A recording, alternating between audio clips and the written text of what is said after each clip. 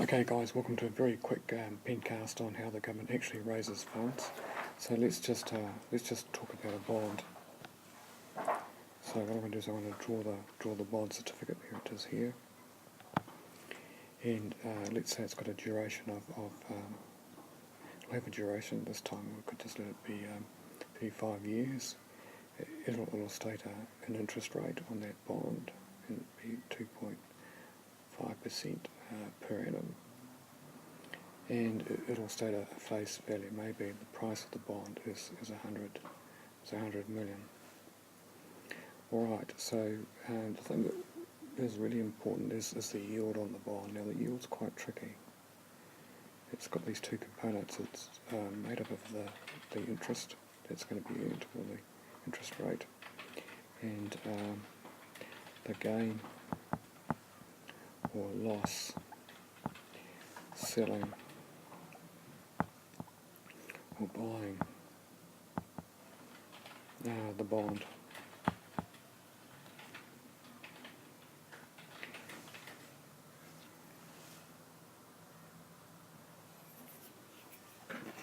So if I can just push this down, just put the parts over here, that's great. Right.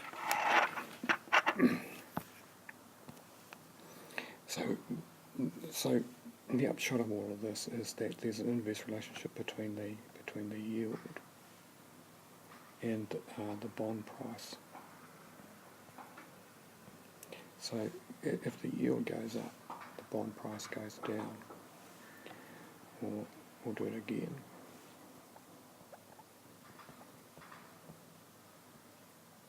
Oops. So we're saying here, if the yield goes down, then the bond price must go up. So you can see there's an inverse relationship between these two. All right.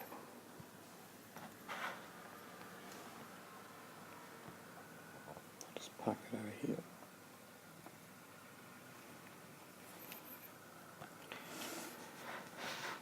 All right. So look, if the interest rate on the bond is it's 2.5%, and interest rates are expected to fall in the future, and then the yield must go down. Then the yield, which is the overall return on the bond, must go down. So the yield goes down. Now, what we remember, there's a relationship, isn't there, between the yield and the bond price.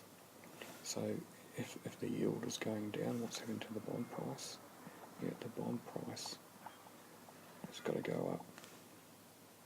So if the face value of the bonds is 100 million, and interest rates are expected to fall, then what we expect is that bond is going to sell for a price that is going to be greater than 100.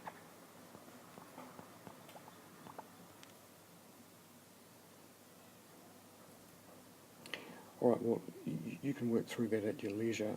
I'm probably taking you into the area of business finance. So, look, if you like that sort of thing, that's maybe a course that you need to keep in mind for the future. All right, so we'll just move on to the next page. Now, here's a snapshot of a report of a previous tender. It's different from the one that I showed you in class today, and that's simply because the page has been updated, so I wasn't able to get exactly the same one. So and this is an unusual one too. So let's just have a look at it. So, the government was offering bonds of I presume 100 million. Here's the maturity date for the bonds, and so people were paying for them this year. So 2035 minus 2015. What's that going to give us? So these are 20-year bonds, aren't they? And what's the interest rate on them? Look, here it is here. Here's the interest rate. It's 2.5%. All right. So, how many people were interested? They received bids from 20 people, but there were no successful bids. The government didn't accept any of the bids, and we can see why.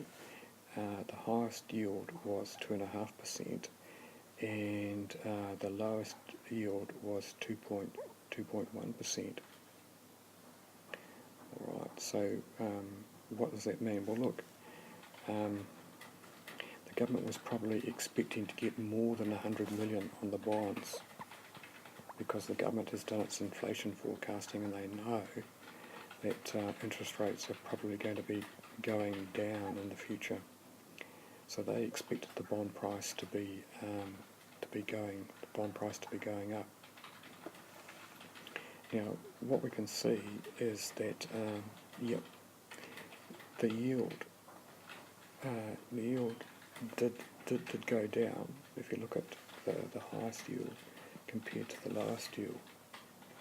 But maybe the yield didn't go down sufficiently enough for the government. In other words, they were happy to accept the offers if the yield was less than 2.1%. That means that the government would have been getting a higher sale price for the bonds. Right, well look, this is a real technical area. Only those that are really interested in economics will probably want to replay this one and think about it some more. But that's it from me on this topic. Catch you later.